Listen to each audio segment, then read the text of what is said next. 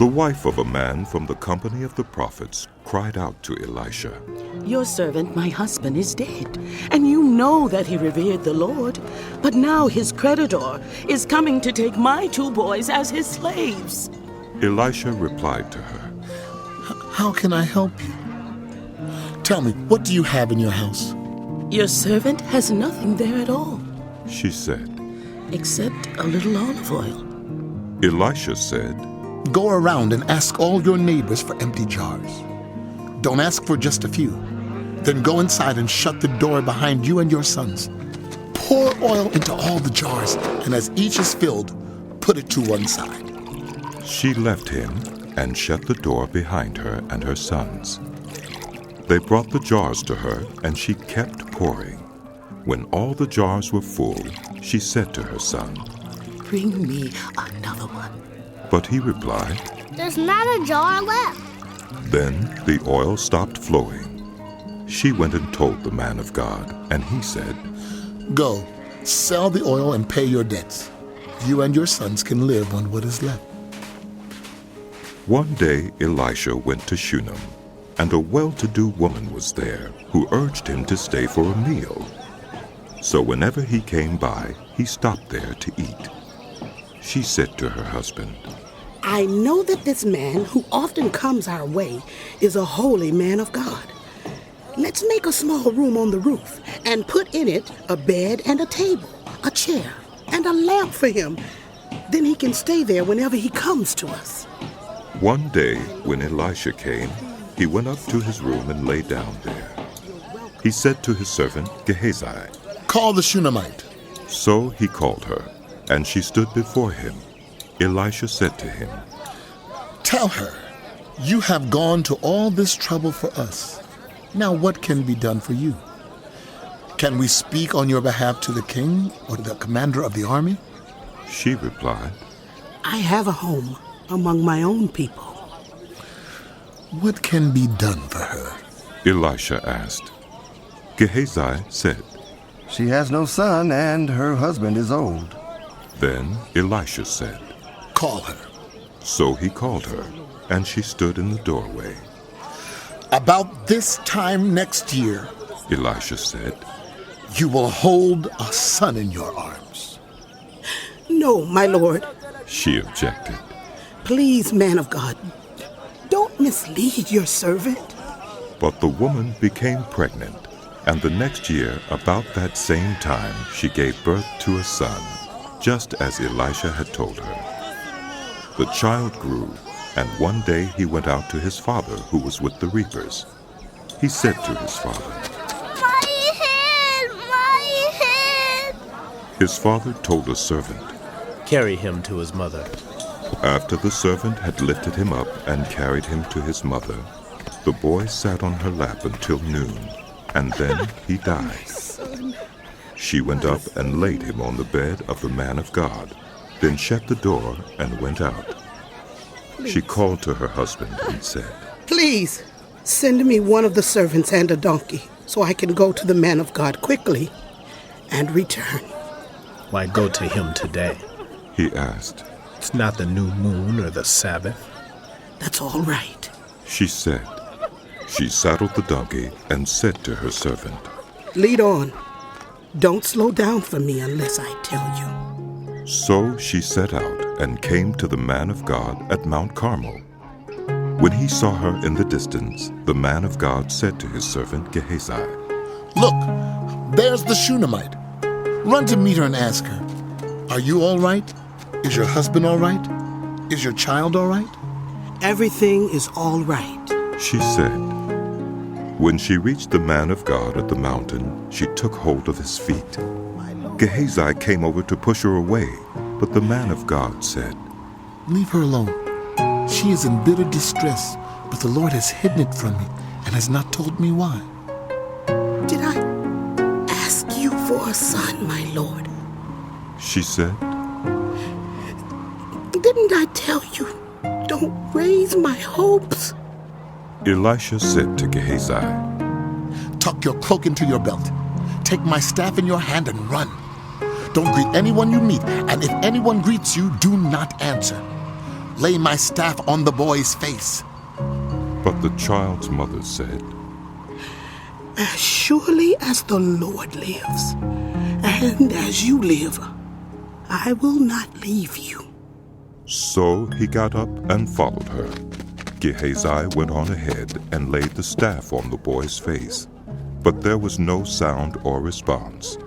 So Gehazi went back to meet Elisha and told him, "The boy has not awakened." When Elisha reached the house, there was the boy lying dead on his couch. He went in, shut the door on the two of them, and prayed to the Lord. Then he got on the bed and lay on the boy, mouth to mouth, eyes to eyes, hands to hands. As he stretched himself out on him, the boy's body grew warm.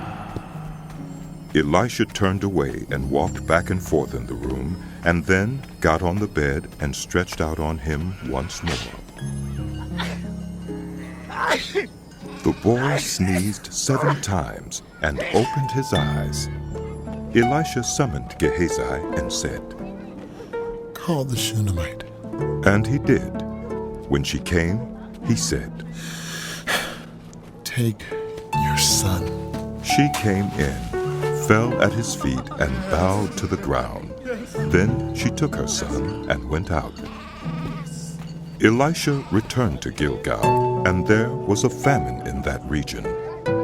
While the company of the prophets was meeting with him, he said to his servant, "Put on the large pot and cook some stew for this company." One of them went out into the fields to gather herbs and found a wild vine. He gathered some of its gourds and filled the fold of his cloak. When he returned, he cut them up into the pot of stew, though no one knew what they were. The stew was poured out for the men, but as they began to eat it, they cried out, "Men of God, there is death in the pot!" and they could not eat it. Elisha said, "Get some flour.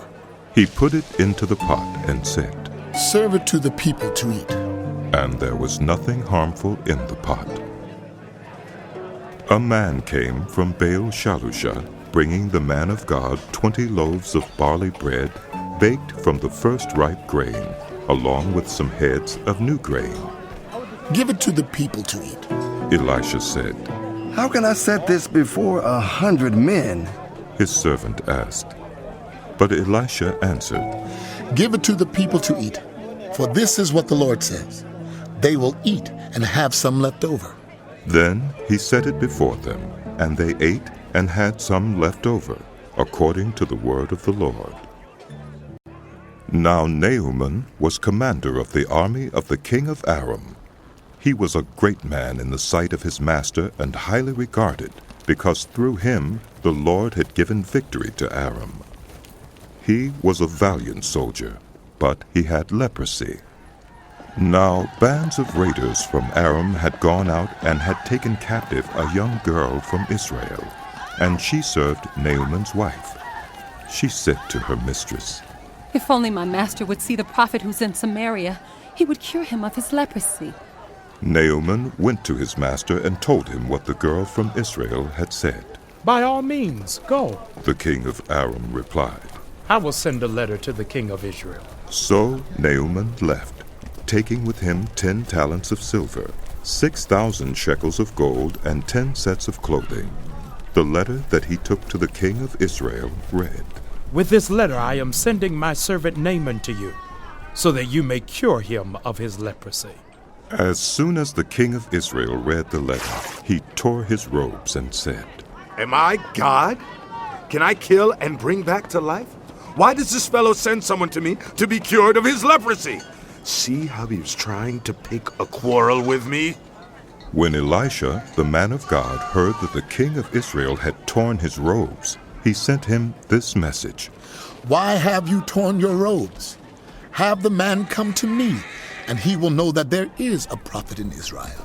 So Naaman went with his horses and chariots and stopped at the door of Elisha's house.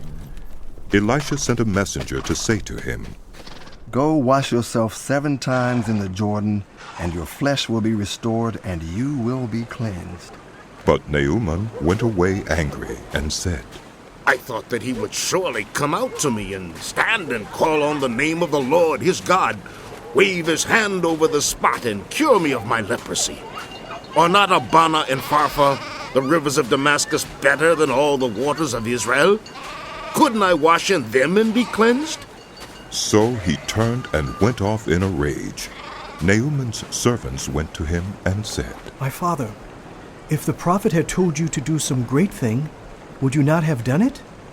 How much more then when he tells you, wash and be cleansed? So he went down and dipped himself in the Jordan 7 times, as the man of God had told him, and his flesh was restored and became clean like that of a young boy. Then Naaman and all his attendants went back to the man of God. He stood before him and said, Now I know that there is no God in all the world except in Israel. So please accept a gift from your servant. The prophet answered, As surely as the Lord lives whom I serve, I will not accept a thing. And even though Naaman urged him, he refused. If you will not, said Naaman, please let me, your servant, be given as much earth as a pair of mules can carry. For your servant will never again make burnt offerings and sacrifices to any other god but the Lord.